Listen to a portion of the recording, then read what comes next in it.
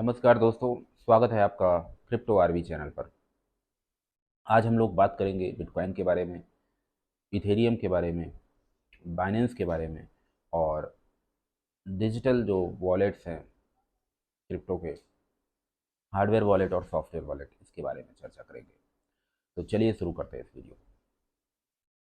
दोस्तों, बिटकॉइन का bull run की रैली शुरू ही होने वाली थी कि अचानक से न्यूज़ आती है इसराइल पर हमला हो जाता है।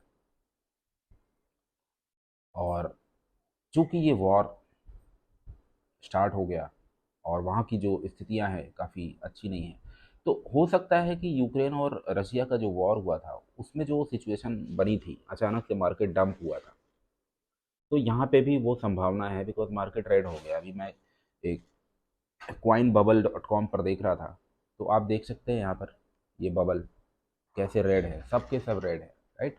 सो देखिए, मेरा कहने का मतलब ये है कि वहाँ पे आपकी ना तो कोई टेक्निकल एनालिसिस काम करेगी, ना चार्ट काम करेगा, कुछ भी नहीं काम करेगा। न्यूज़ ऐसी है, अचानक से जो न्यूज़ आती है, अचानक से जो न्यूज़ बन जाती है और उस पर जो रिएक्शन होता है, उससे मार्केट बहुत ज़्यादा प्रभावित होता है। तो उस पर हम कुछ नहीं कर सकते हैं। तो you have to watch news regular on a regular basis और उसके हिसाब से आपको ट्रेड लेनी है।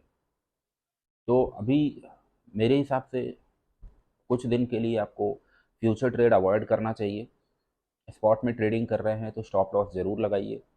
फ्यूचर ट्रेड बहुत रिस्की हो सकता है इस समय।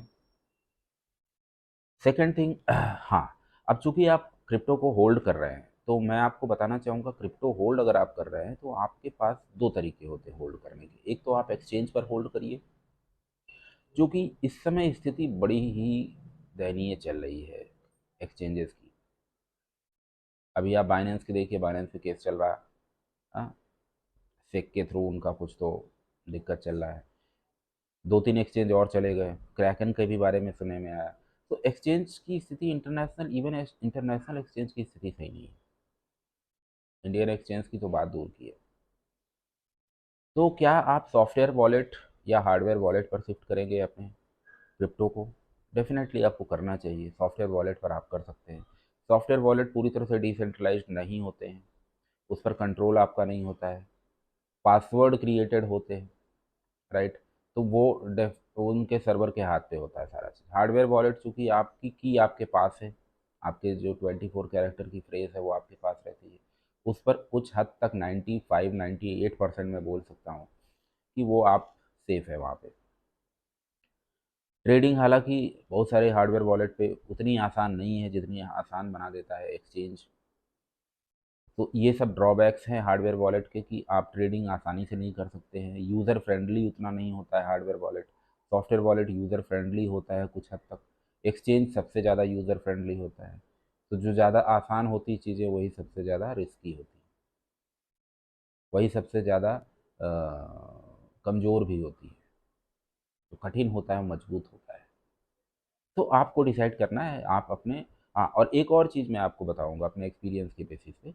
अपने पूरे फंड्स किसी भी एक्सचेंज या किसी भी एक वॉलेट पर मत रखें, उसको डिस्ट्रीब्यूट करिए, जिससे आपका अगर एक वॉलेट पर लॉस होता भी है, एक एक्सचेंज पर बड़ा नुकसान होता है, जैसे एफ टी एक्स क्रैश कर गया था, तो एफ टी एक्स पे अचानक से आप तो अपना कॉइन्स, अपने क्रिप्टो ट्रांसफ़र तो नहीं कर पाएंगे।